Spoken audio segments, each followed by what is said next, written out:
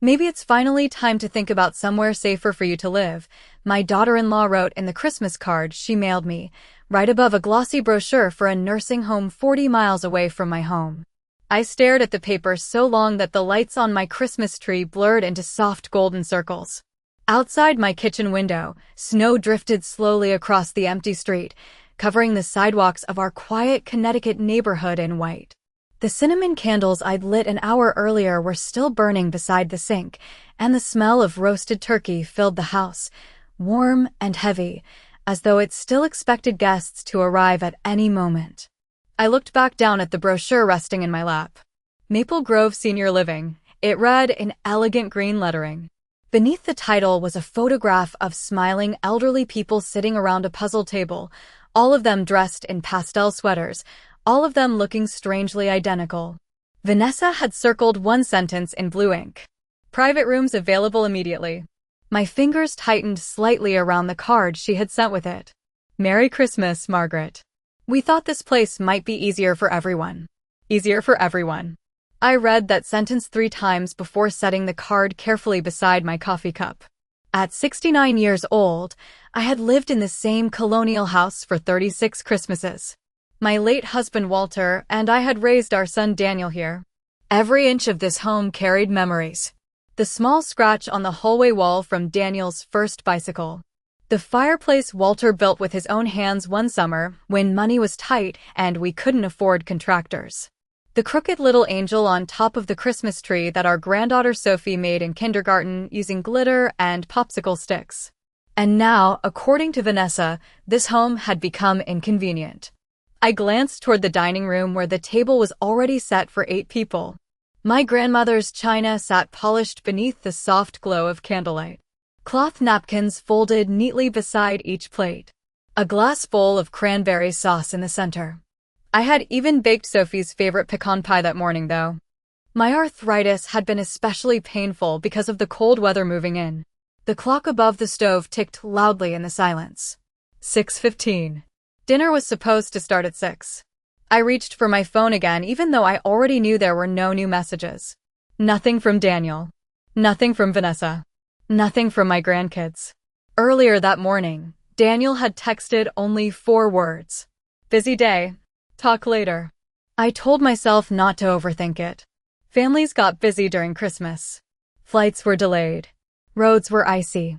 Children became distracted by presents and holiday excitement. But deep down, something cold had already settled into my chest the moment I opened Vanessa's envelope. The brochure hadn't been a suggestion. It had been a warning. I stood slowly and carried the turkey from the oven to the counter. The skin was perfectly golden brown. Walter used to joke that I treated Christmas dinner like a military operation. Every year I followed the same routine. Turkey in the oven by noon. Dinner rolls warming at 5:30. Frank Sinatra Christmas records playing softly in the background. Walter carving the turkey while Sophie and her younger brother Ethan fought over extra marshmallows on the sweet potatoes. For years, this house had been loud during the holidays. Warm. Alive. But after Walter passed away 2 winters ago, things began changing in quiet little ways. Vanessa started hosting Thanksgiving instead of me. Daniel became harder to reach on the phone. Family photos stopped including me unless I specifically asked for copies. At first, I blamed grief. Then distance. Then modern life. But standing alone in my kitchen that Christmas Eve, staring at a nursing home brochure beside a fully prepared holiday dinner, I realized something far more painful. They had not slowly drifted away from me. They had slowly moved me out of their lives. My phone suddenly buzzed against the counter, making me jump. My heart lifted for half a second before I saw the notification. Facebook. Vanessa had posted new photos. I hesitated before opening the app, though I already felt that strange heaviness growing stronger inside me. The first photo loaded slowly. Daniel stood beside Vanessa in front of a giant stone fireplace decorated with garland and red velvet bows. Sophie wore the cream-colored sweater I knitted for her birthday last year. Ethan grinned while holding a mug of hot chocolate topped with whipped cream. Behind them stretched massive snow-covered mountains beneath a bright blue sky. Aspen, Colorado. My eyes moved to Vanessa's caption. Perfect family Christmas getaway. So grateful for these moments together. Perfect family. I stared at those two words while the turkey cooled quietly behind me. No one had mentioned a trip. No one had invited me. And somehow, the thing that hurt most wasn't even the lie. It was the realization that they had all smiled for those photographs while knowing I was here alone, waiting beside a dinner table set for people who had already left me behind. I do not remember how long I stood there staring at those photographs before I finally set my phone face down on the kitchen counter. The house had become painfully quiet. Even the old refrigerator humming in the corner sounded louder than usual. Outside, snow continued falling beneath the glow of the streetlights, covering my driveway in a smooth blanket of white that nobody would disturb tonight. I turned off the oven light and slowly carried the turkey into the refrigerator. The heavy glass dish felt colder than it should have in my hands. Every year for nearly 4 decades, Christmas Eve dinner had been the center of our family traditions. Walter used to insist on saying grace even after Daniel became a teenager and rolled his eyes through the prayer. Sophie always sneaked olives from the vegetable tray before dinner started. Ethan once spilled an entire pitcher of apple cider across the dining room table when he was 6 years old, and Walter laughed so hard he nearly choked on a dinner roll. Back then, this house never felt empty. It felt lived in. Loved. I closed the refrigerator door gently and leaned against the counter for a moment, suddenly exhausted in a way that had nothing to do with cooking all day. The loneliness itself seemed heavier now. More deliberate. I picked up Vanessa's brochure again and flipped through the glossy pages one more time. There were photographs of smiling nurses decorating cupcakes with elderly residents. A fitness room with stationary bicycles lined neatly against a bright window. A knitting club gathered around a fireplace that looked staged enough to belong in a furniture catalog. Everything about the brochure felt carefully designed to soften the truth beneath it. This was not about comfort. It was about removing people quietly. About placing them somewhere out of sight where they stopped complicating everyone else's life. I set the brochure down beside the sink and walked slowly through the living room. The Christmas tree lights reflected softly against the framed family photographs lining the walls. My eyes stopped on one taken 12 years earlier. Daniel stood beside me wearing a ridiculous Santa hat while Sophie sat on Walter's shoulders laughing. Vanessa had joined the family only a few months before that picture was taken. Back then, she still smiled warmly at me. She asked for my recipes. She called me every Sunday afternoon just to talk. Sometimes I wonder now if any of it had been genuine, or if she had simply been patient enough to become exactly who everyone wanted her to be. The first real change happened after Walter retired. Vanessa began making little comments that sounded harmless if you heard them quickly enough. This house must be exhausting to clean. You should really think about downsizing someday. Big homes can become dangerous for older people in winter. At the time, I brushed those comments aside. People said foolish things sometimes. But after Walter passed away from his heart attack 2 days after New Year's, those comments became more frequent. More direct. Daniel stopped asking me to host holidays. Vanessa suddenly preferred destination vacations instead of family dinners at home. Last Thanksgiving they canceled only 3 hours before dinner because Ethan supposedly had the flu. Later that evening, I saw photos online of the entire family attending a neighborhood gathering at Vanessa's sister's house. I remembered sitting alone at this same dining room table eating reheated stuffing while snow tapped softly against the windows. Even then, I convinced myself there had to be an explanation. Mothers become experts at forgiving their children before apologies are even spoken. I walked upstairs to my bedroom and changed into my old blue flannel pajamas. Walter's side of the closet remained untouched except for the winter coat I still occasionally wore when the temperatures dropped below freezing.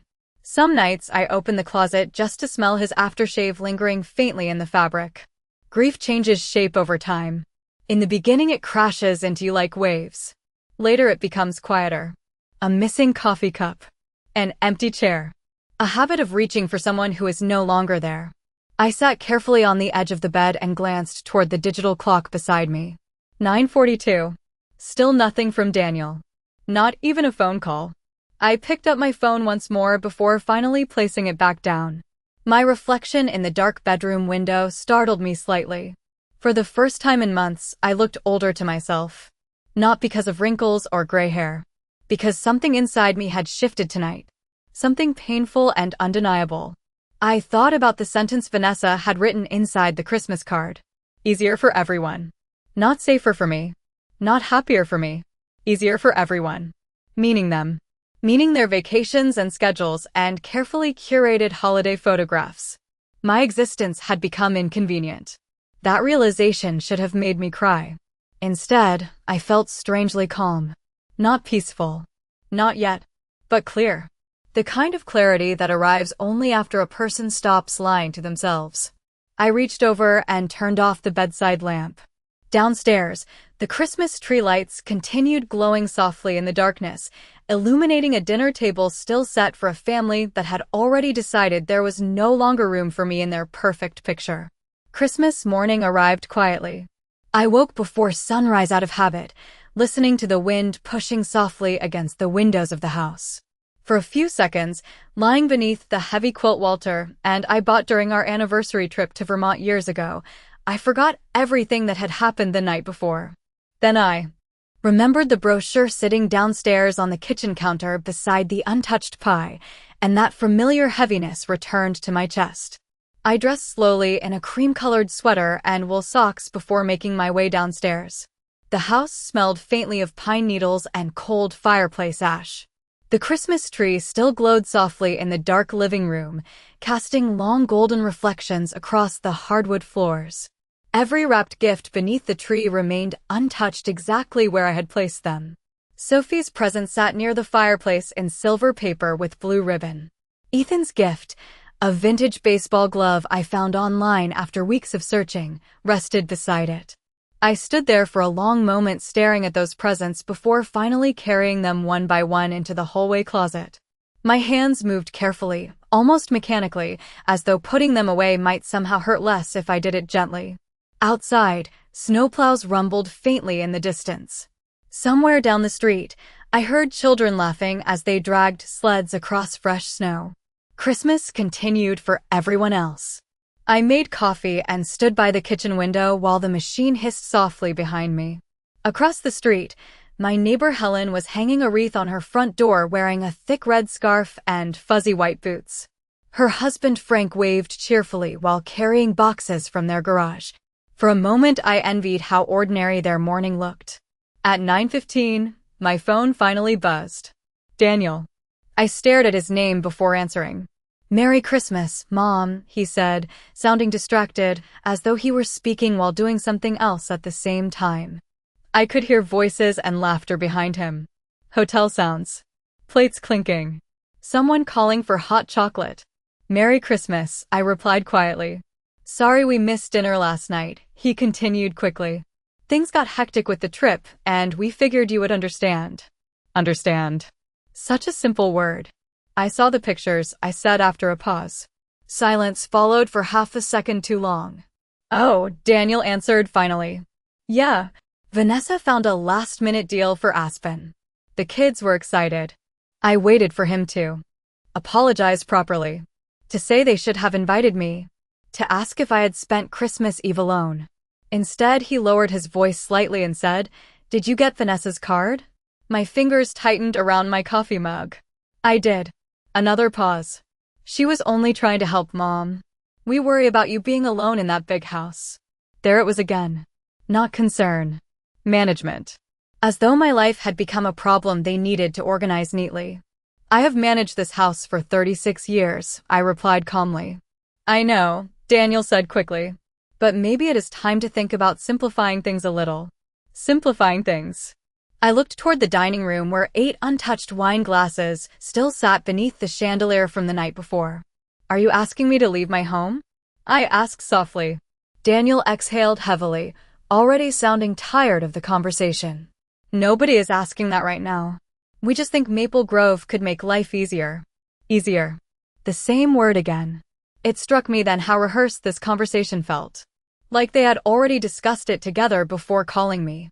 I imagined Vanessa sitting nearby listening carefully while Daniel spoke. "I need to go," he said suddenly. The The family is heading out for breakfast. The family. Somehow that word hurt more than everything else. Of course, I answered. Enjoy your trip. Love you, Mom. The line disconnected before I could respond. I lowered the phone slowly and stared down at the dark screen. Love had become another habit people repeated without thinking. Like saying bless you after a sneeze. Automatic. Empty. I carried my coffee into the living room and sat near the tree while snow drifted steadily outside the windows. My eyes landed on an old photograph sitting beside the fireplace. Walter and Daniel building a snowman in our front yard 20 years earlier. Daniel could not have been older than 14. Back then he used to wake up at 6 in the morning every Christmas and run downstairs before anyone else. He once cried for an entire hour because he thought we could not afford the bike he wanted. Walter secretly assembled it in the garage after midnight while I distracted Daniel. Upstairs with Christmas movies. I remembered the look on my son's face that morning. Pure joy. Pure love.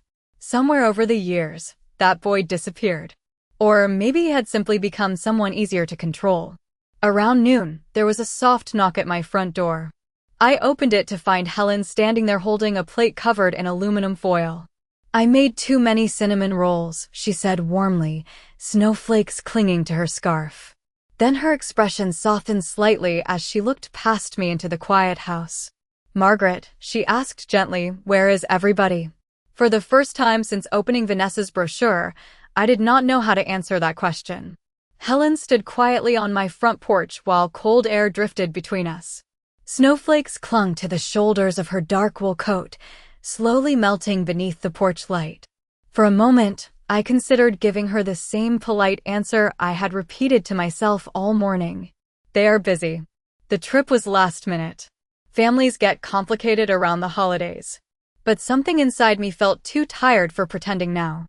I stepped aside and motioned for her to come in. They went to Aspen, I said softly as she entered the house. Helen stopped just inside the doorway, holding the plate of cinnamon rolls against her chest. Aspen, she repeated carefully. I nodded once and closed the door behind her. The warmth inside the house fogged the edges of her glasses slightly. Without telling me, I added. Helen's expression changed immediately. Not shock exactly. More like recognition. As though something she had quietly suspected for a long time had finally become impossible to ignore. She followed me into the kitchen while I poured fresh coffee into 2 mugs. The dining room table remained untouched behind us, candles burned nearly to the bottom of their glass holders. Helen glanced toward it briefly before lowering her eyes again. Margaret, she said gently, I am sorry. Simple words. Honest words. Somehow they comforted me more than Daniel's forced concern earlier that morning. We sat together near the window while snow continued falling outside. Helen stirred cream into her coffee slowly before speaking again. Frank saw a moving truck at your son's house last month, she said carefully. We thought maybe they were renovating. I looked up. Moving truck. Helen hesitated. Vanessa was outside talking with a realtor. Frank overheard part of the conversation while walking the dog. A strange stillness settled over me. What conversation? I asked quietly. Helen looked uncomfortable now, as though she regretted bringing it up at all. She mentioned your house, Helen admitted softly. She said something about how it would probably be available soon once you downsized. The word hit me harder than I expected. Available. Not meaningful. Not cherished. Available. Like a parking space. Like an empty apartment waiting for new tenants. I wrapped both hands around my coffee mug, feeling its warmth against my palms. Did she say anything else? Helen sighed lightly. Frank did not hear everything. But he told me Vanessa laughed and said something like, it is too much house for one person anyway. I stared down into my coffee while memories began arranging themselves differently inside my mind. Suddenly, every conversation from the past 2 years sounded less accidental. Vanessa encouraging me to clean out old closets. Vanessa offering to help organize paperwork. Vanessa repeatedly asking whether I had updated my will after Walter passed away. At the time I thought she was trying to help. Now I wondered if she had been measuring the distance between me and everything I owned. Helen reached across the table and touched my hand gently. I almost called you weeks ago, she admitted. But I told myself it was probably nothing. No, I replied quietly. You were right. The words surprised even me. Because for the first time since Walter died, I finally stopped defending them in my own head. I stopped explaining away every insult, every exclusion, every carefully disguised humiliation. Helen stayed another hour before heading home to prepare dinner for her grandchildren. At the front door, she hugged me tightly and said, "You are not alone, Margaret." After she left, the house became quiet again, but it no longer felt quite the same. The loneliness remained, but something else sat beside it. Now, awareness. I spent the afternoon taking down the untouched wine glasses from the dining room table one by one. Each soft clink against the kitchen counter echoed through the empty house. Around 4 o'clock, I climbed the stairs to the attic storage room looking for extra wrapping paper. Instead, I found an old cardboard box tucked behind Walter's fishing gear. Written across the side in black marker were 2 words in his handwriting. House documents. Dust covered the lid. I carried the box downstairs slowly and placed it on the dining room table beneath the chandelier. Inside were folders filled with mortgage papers, insurance records, tax returns, and handwritten notes Walter kept obsessively organized for decades. Walter believed every important document should have a proper place. Paperwork tells the truth when people stop telling it, he used to say. I smiled, faintly remembering that. Then my eyes landed on a sealed envelope near the bottom of the box. My name was written across the front in Walter's handwriting. Margaret. Open only if something feels wrong. The room suddenly felt colder despite the heat running through the vents beneath my feet. I stared at the envelope for several seconds before carefully picking it up. Walter had been gone for almost 2 years. Yet somehow, sitting alone at that dining room table on Christmas afternoon, it felt as though my husband had just quietly stepped back into the room beside me. I sat at the dining room table for nearly 10 minutes before opening the envelope. My fingers moved more slowly than usual, careful not to damage the edges of the paper as though Walter himself might somehow care about that. Outside, the late afternoon sky had already begun turning pale gray, and the snow covering the backyard reflected faint blue shadows across the windows. The house felt silent in a different way now. Not abandoned. Waiting. Inside the envelope was a single folded letter written in Walter's neat handwriting. Margaret, if you are reading this, then something in this family has started to feel wrong to you. Trust that feeling. I stopped breathing for a moment. Walter had always trusted his instincts about people. Much more than I ever did. Even after 40 years together, he noticed things I overlooked. Small expressions. Hesitations. Changes in tone. He used to tell me that kindness was a beautiful quality, but also a dangerous one when placed in the wrong hands. I continued reading slowly. I know you will try to explain away bad behavior because that is who you are. But if anyone ever pressures you to leave this house, sell this house, or transfer ownership of anything connected to our life together, do not agree until you speak with Richard Bennett first. His card is attached. Beneath the letter rested a business card for an attorney in Hartford. Richard Bennett. Estate and Family Trust Attorney. My stomach tightened slightly. Walter had never mentioned any of this to me before he died. I unfolded the second page carefully. There are protections in place that only activate if certain decisions are attempted regarding the property. I set everything up this way because I wanted you safe long after I was gone. Please remember something important. This house is yours. Not because of paperwork. Because you built this life with me from the beginning. Tears finally filled my eyes then, but they came quietly. Not from sadness alone. Relief, too. For the first time since Christmas Eve, I no longer felt completely powerless. I pressed the letter gently against the table and closed my eyes for a moment. Walter had seen something coming long before I did. That realization unsettled me more than I wanted to admit. Around 6 o'clock, I heated a bowl of leftover soup and carried it into the living room. The Christmas tree lights still glowed softly against the darkening windows. I noticed my phone blinking on the side table. 3 missed calls from Vanessa. No voicemail. A few seconds later, another text message appeared on the screen. Daniel thinks you sounded upset earlier. We are only trying to help. I stared at the message without responding. Another arrived almost immediately. You should really think about what is realistic at your age. At your age.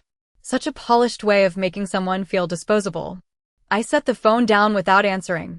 An hour later it rang again. This time I answered. Margaret, Vanessa said immediately, her voice coated with practiced concern. We have been worried about you all day. I looked around the quiet living room. Have you? I asked calmly.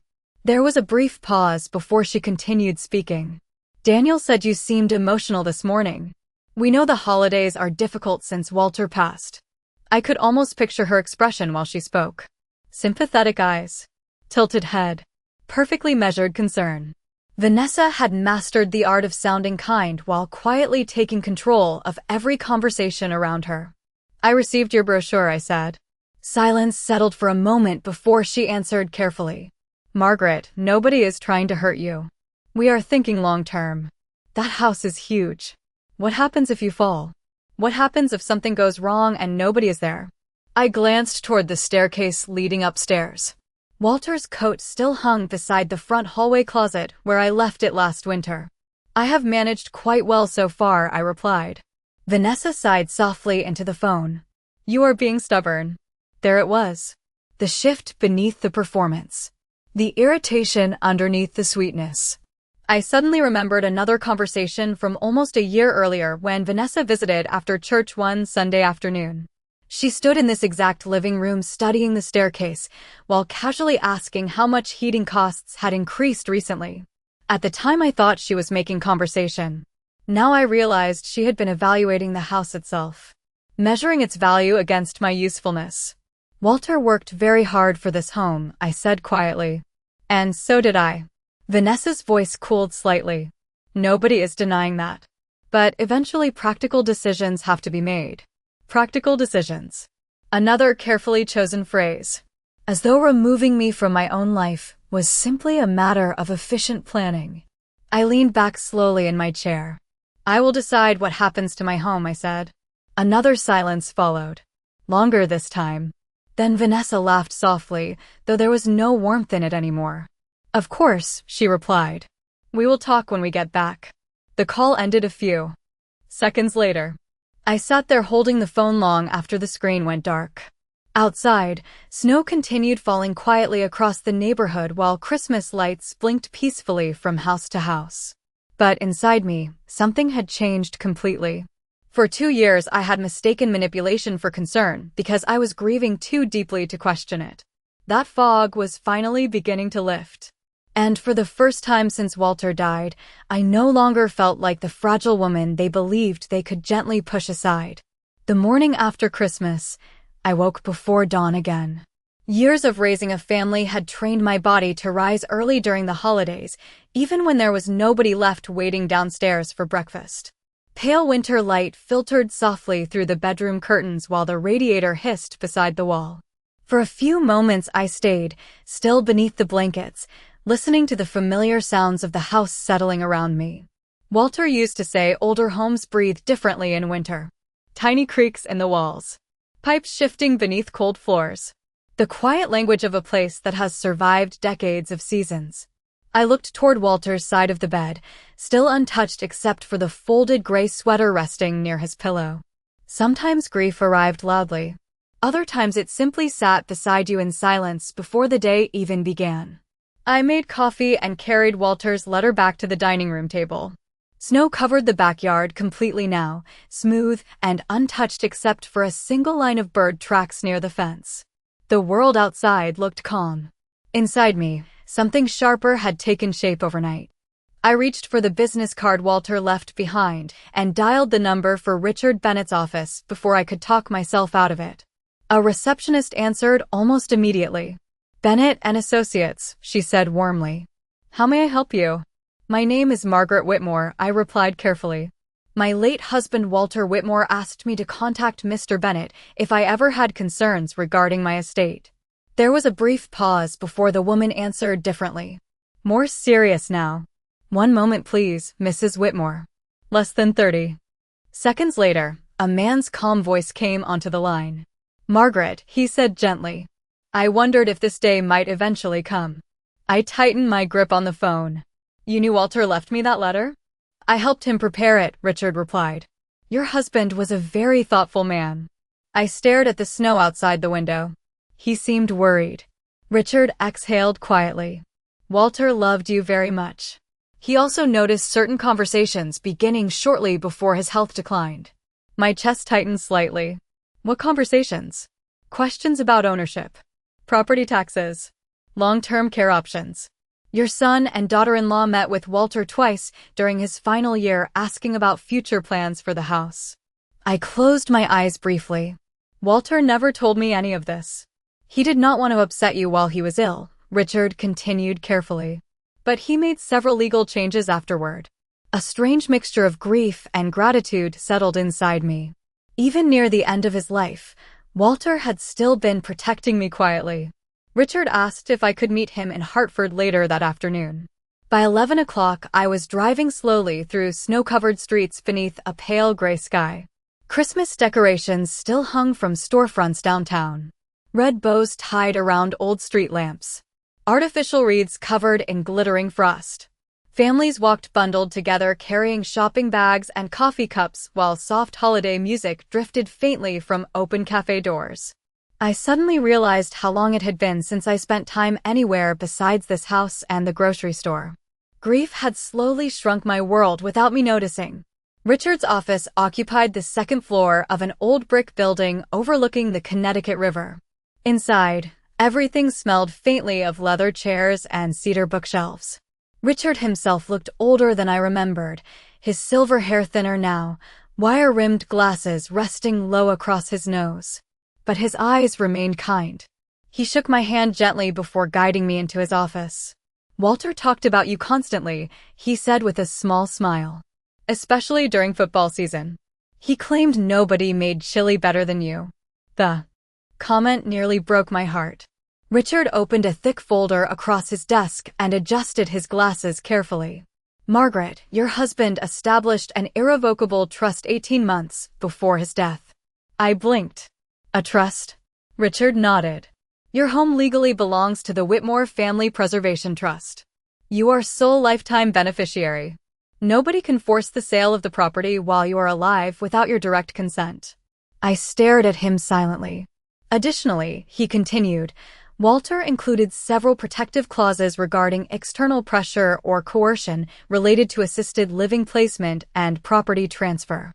The room suddenly felt very still. He expected this, I whispered.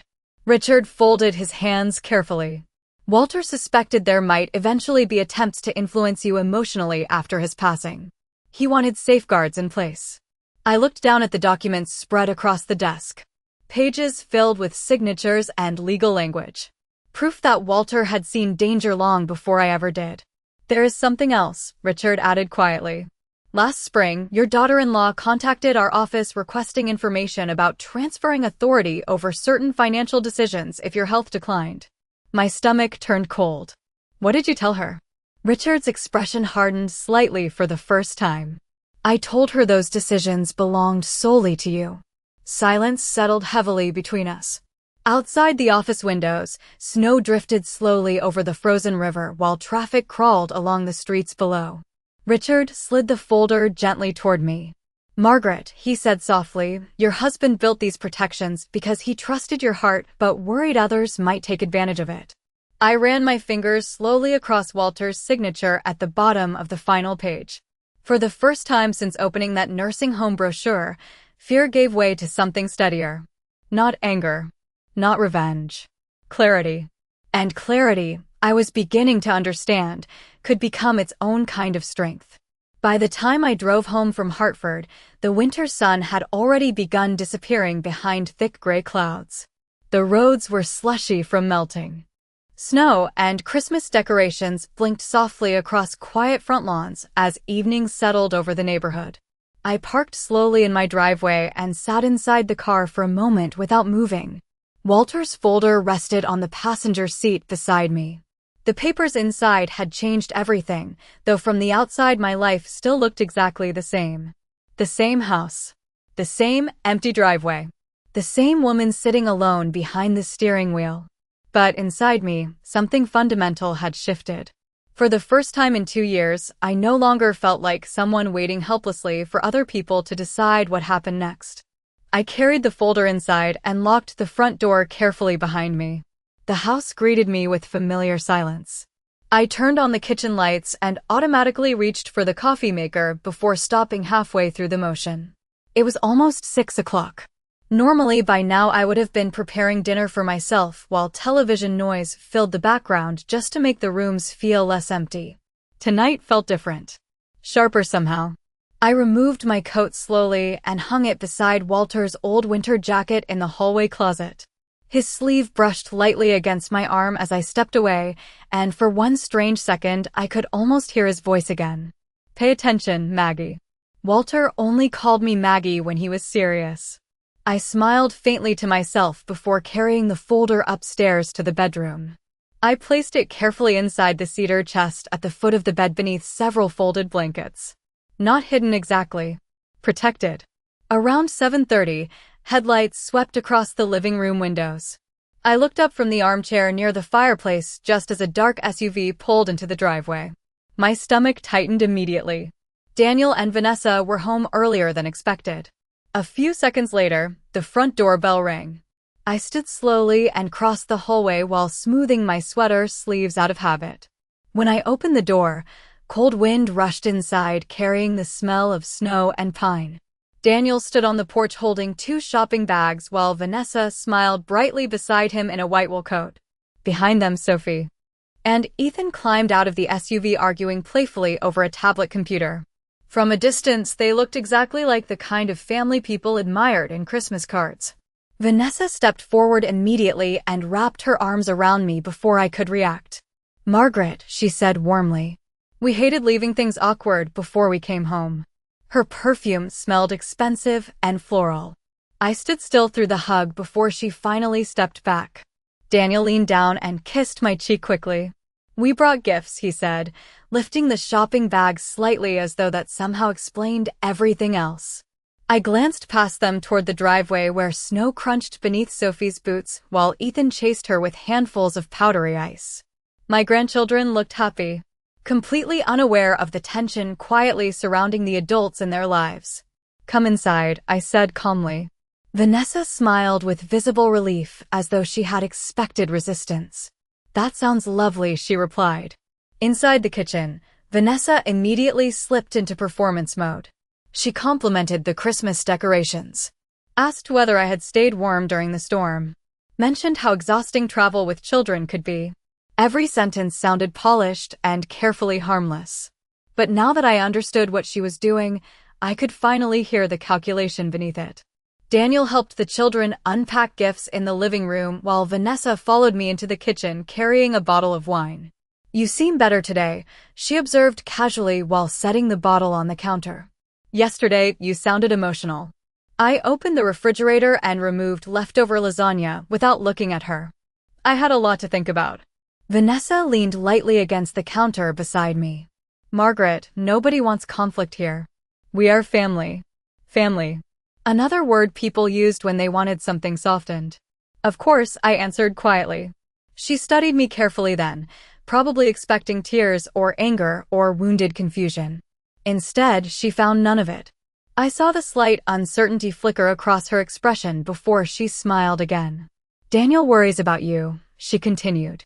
"Especially after the holidays. You spend too much time alone in this house." I placed the lasagna carefully into the oven before turning toward her. "This house has been my home longer than you have known my son." The room became very still for half a second. Vanessa recovered quickly. "Nobody is taking that away from you," she replied smoothly. "We are simply trying to plan responsibly for the future." There was that word again. Responsibly. Everything always sounded so reasonable when she said it aloud. But now I understood the real purpose behind those conversations. They were not preparing for my comfort. They were preparing for my absence. In the living room, Sophie suddenly called out excitedly, "Grandma, look what Dad bought me in Aspen." I walked into the next room where Sophie proudly held up a silver charm bracelet sparkling beneath the tree lights. Daniel smiled while Ethan ripped open a package of souvenirs on the carpet beside him. For a brief moment, watching my grandchildren laugh near the fireplace, grief hit me unexpectedly hard. Not grief for Walter this time.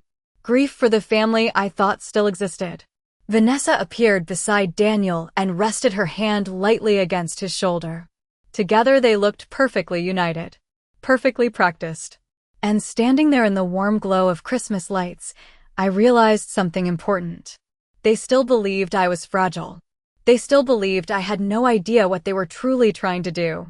And for now, I decided carefully it was better to let them keep believing that. The days after Christmas settled into an uneasy rhythm. Snow continued falling across Connecticut in soft waves, covering sidewalks and rooftops in white while the holiday lights around the neighborhood slowly began disappearing one house at a time. But inside my home, nothing felt normal anymore. Every conversation carried hidden meaning now. Every polite smile from Vanessa felt rehearsed. Every phone call from Daniel sounded cautious, as though he were carefully testing whether I had become easier to persuade. 3 days after they returned from Aspen, Vanessa invited herself over one afternoon carrying coffee and a box of pastries from an expensive bakery downtown. She arrived wearing a camel-colored coat and soft leather gloves, looking polished enough for a magazine cover despite the freezing weather outside. "I thought you could use company," she said warmly as she stepped into the kitchen. I noticed immediately that she came alone. Daniel was at work. The children were at school. This visit had been planned carefully. I placed 2 mugs on the counter while she unpacked pastries onto a plate with graceful little movements that almost seemed genuine. "These are from that bakery near the river," she said. "You used to love their cinnamon twists." I looked at her quietly for a moment. Vanessa remembered details very well when remembering benefited her. We sat together at the kitchen table while pale winter sunlight stretched across the floorboards. For a while she talked casually about school schedules, ski conditions in Colorado, and rising grocery prices. Ordinary conversation. Harmless conversation. But beneath every word I could feel her searching for an opening. Finally she sighed softly and folded her hands together. "Margaret," she began carefully, "I know things felt tense over Christmas. I stirred cream into my coffee without answering. But I truly hope you understand we only want what is best for you." Best for you. Another polished phrase. I had started noticing how often manipulative people wrapped control inside comforting language. "You mentioned that before," I replied calmly. Vanessa smiled faintly, though her eyes stayed focused on me too closely. "Daniel worries constantly," she continued. "Honestly, I do too. This house is isolated during winter storms. What if you slipped on ice outside? What if your blood pressure dropped and nobody found you for hours?" The concern sounded almost believable if you ignored the timing. If you ignored the realtor conversations. The brochure. The pressure growing more direct each week. "I have neighbors," I answered quietly. "Neighbors are not family." The sentence hung heavily between us.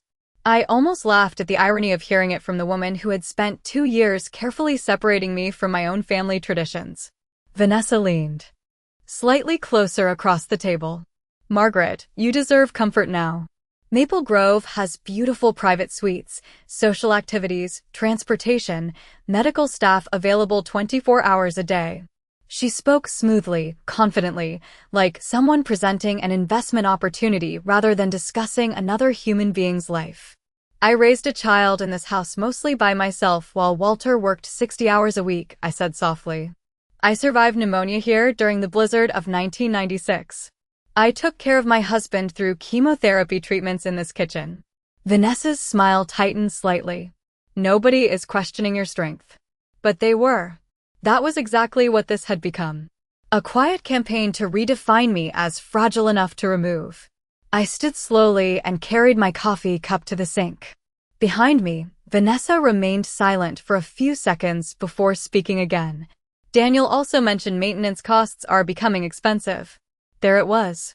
Finally. Not concern. Money. I turned the faucet on gently while warm water ran across the cup in my hands. "Did he? Property taxes alone must be difficult on one income," she continued carefully. "Selling now could set you up comfortably for years."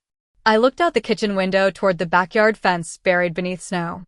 Walter built that fence himself the summer Sophie was born because he worried she might wander too close to the creek behind the property someday.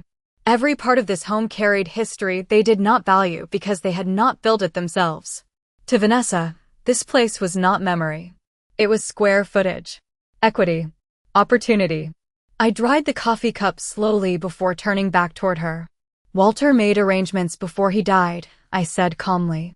Vanessa blinked once. Very slight. Very quick. But I saw it. Arrangements, she repeated. Legal ones. Silence settled instantly across the kitchen. Outside, wind rattled softly against the windows. Vanessa's expression remained composed, but something colder appeared behind her eyes now. Calculation shifting direction. I am sure Walter wanted everyone protected, she replied carefully. He did. I met her gaze steadily. Especially me. Neither of us spoke for several seconds after that. Then Vanessa smiled again, though the warmth had disappeared from it completely. Of course, she said softly. That is all we want to. But now I understood something important. Vanessa had expected grief to make me weak forever. She had expected loneliness to make me agreeable. What she had not expected was that Walter had already seen through the future she was trying to create. And sitting there in my quiet kitchen while snow fell softly outside, I realized the balance between us had started to change. January arrived with bitter cold and long stretches of gray skies that made the afternoons feel shorter than they really were. The Christmas decorations slowly disappeared from the neighborhood one by one, but I left my tree standing near the living room window longer than usual this year. Not because I still felt festive. Because the soft white lights made the house feel less empty at night. A week after Vanessa's visit, Richard Bennett called and asked whether I had considered updating my personal directives now that I understood the full situation. You do not need to make any immediate decisions, he explained carefully over the phone. But clarity protects people. Clarity protects people. I thought about that sentence for the rest of the morning while snow drifted quietly across the backyard. For years I believed love alone protected families. But love without boundaries only made manipulation easier to disguise. 2 days later, I drove back to Hartford carrying a leather folder filled with documents Walter had left behind. The city streets were crowded with people returning to work after the holidays. Men in dark overcoats hurried through crosswalks carrying coffee cups while buses sprayed dirty slush along the sidewalks. Life continued moving forward for everyone else, while mine felt suspended somewhere between grief and awakening. Inside Richard's office, everything remained warm and orderly. He reviewed paperwork carefully while I sat across from him beside the large windows overlooking the frozen river. Walter organized everything exceptionally well, he said quietly. Your trust is secure. But there are still decisions only you can make. I nodded slowly. What kind of decisions? Richard folded his hands together. Medical authority. Financial access. Inheritance distribution after your lifetime. The last phrase settled heavily inside me. Inheritance distribution. I thought of Daniel as a little boy sitting cross-legged beside the Christmas tree wearing footed pajamas. I thought of teaching him to ride a bicycle in our driveway while Walter jogged beside him laughing. I thought of every birthday cake. Every school concert. Every scraped knee I kissed while telling him everything would be all right. Mothers do not imagine reaching an age where they must protect themselves from their own children. Richard slid several forms gently across the desk. You should also know something else, he said carefully. Last month your son contacted our office asking whether the trust allowed early property liquidation under assisted care circumstances. My chest tightened instantly. Without speaking to me? Richard nodded once. We declined to discuss anything because he has no legal authority. I looked down at Walter's signature on the trust documents again. Suddenly his precautions no longer felt excessive. They felt necessary. I want to make changes, I said quietly. Richard studied my face for a long moment before answering. What kind of changes? I thought carefully before speaking because once certain truths become visible, pretending not to see them becomes impossible. I want my medical decisions handled by someone independent, I said. Not family. Richard nodded immediately. That is wise. And I want portions of the estate redirected. The room remained very quiet after that. Outside the office windows, snowflakes drifted slowly over the river beneath the pale winter sky. Richard spoke gently. "You do not need to decide everything today." "I already have," I answered softly. What surprised me most was how calm I felt saying it. Not angry. Not vindictive. Just clear. I spent the next 2 hours reviewing documents line by line while Richard explained each revision carefully. By the time we finished, several things had changed. Permanently. Control over my medical and financial decisions would remain entirely outside Daniel and Vanessa's reach. A large portion of the estate would eventually go toward educational scholarships through the local church foundation Walter supported for years. The house itself would remain protected exactly as Walter intended. But the final inheritance structure had shifted significantly. Not out of punishment. Out of understanding. When people show you what matters most to them, eventually you have to believe them. That evening, I stopped at the church before driving home. The sanctuary was nearly empty except for a few volunteers taking down Christmas garlands near the altar. Soft organ music drifted quietly through the building while candles flickered against stained glass windows. I sat alone near the back pew for almost half an hour without speaking. At some point, Pastor Reynolds quietly approached and sat beside me. "You look lighter today," he observed gently. I smiled faintly. "Not lighter," I answered after a pause. "Steadier." He nodded as though he understood exactly what I meant. Outside, the air had grown colder by the time I reached my car. My phone buzzed while I brushed snow from the windshield. A message from Daniel. "Vanessa and I are coming by Sunday. We need to discuss some long-term plans." I stared at the screen while freezing wind curled around the parking lot. Long-term plans. They still believed those plans belonged to them. I slid the phone back into my purse without replying. Then I started the engine and drove home through quiet winter streets glowing softly beneath rows of streetlights. For the first time in a very long time, I no longer feared the conversation waiting ahead.